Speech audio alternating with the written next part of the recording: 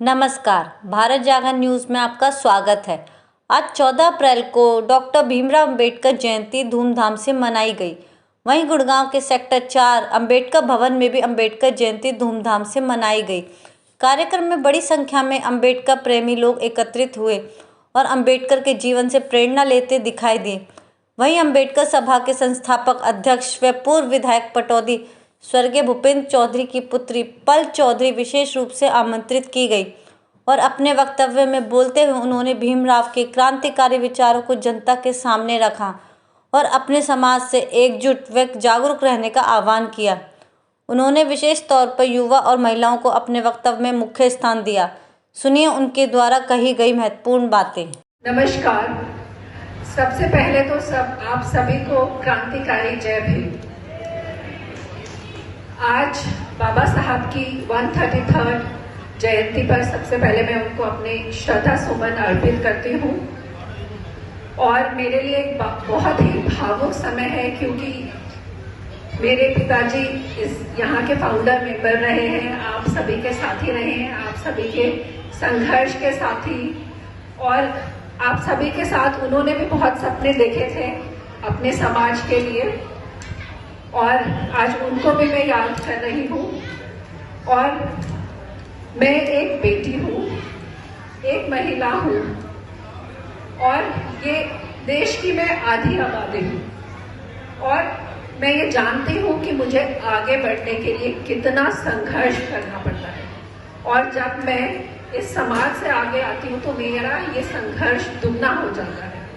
और सबसे पहले मैं धन्यवाद देना चाहूंगी बाबा भीमराव अंबेडकर जी को, जिनकी वजह से मैं यहाँ पे आज खड़ी हूँ, मैं उनके सपनों को जी सकती हूँ।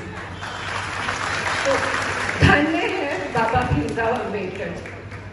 और मैं आप सभी के बीच में दो बातें रखना चाहती हूँ कि आज जब हम यहाँ सब उपस्थित हैं और हम समझते हैं कि शिक्षा का कितना महत्व है, जो बाबा भीमराव अंबेडकर जी के संविधान ने हमको ताकत दी है आगे बढ़ने की, और आज हम सभी अपनी इतनी इम्पोर्टेंट पोस्ट पर हैं, तो हमारा एक कर्तव्य भी बनता है कि जितने भी हमारे बच्चे हैं, जितने भी हमारे समाज के लोग हैं, उनका हम कहीं ना कहीं सहयोग करें आगे बढ़ने के लिए।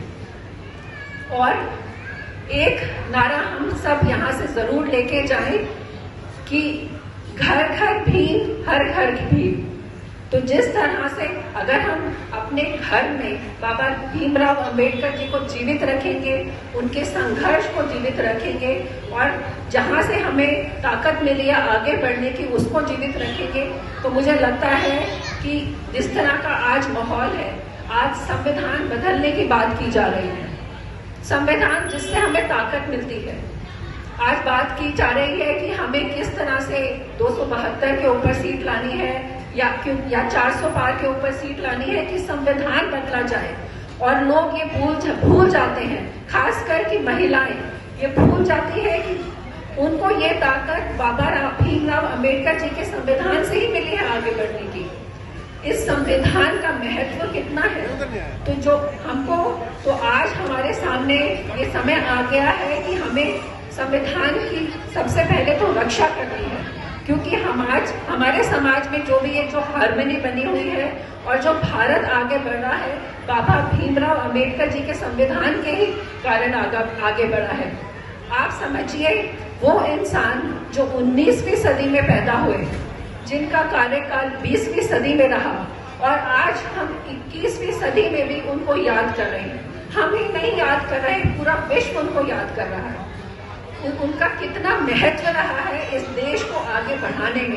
इस देश में कितनी तरह की असमानताएं हैं, पर आप समझिए, जो इंसान उस समय कोलंबिया यूनिवर्सिटी से पढ़ा हो, जो कि एक आईवी लीग कॉलेज है, जहाँ पे आज के समय में जितने भी अमीर आदमी हैं वहाँ आसानी से नहीं पहुँच सकते, तो उन्होंने कितनी मेहनत की थी आगे बढ़ने के लिए।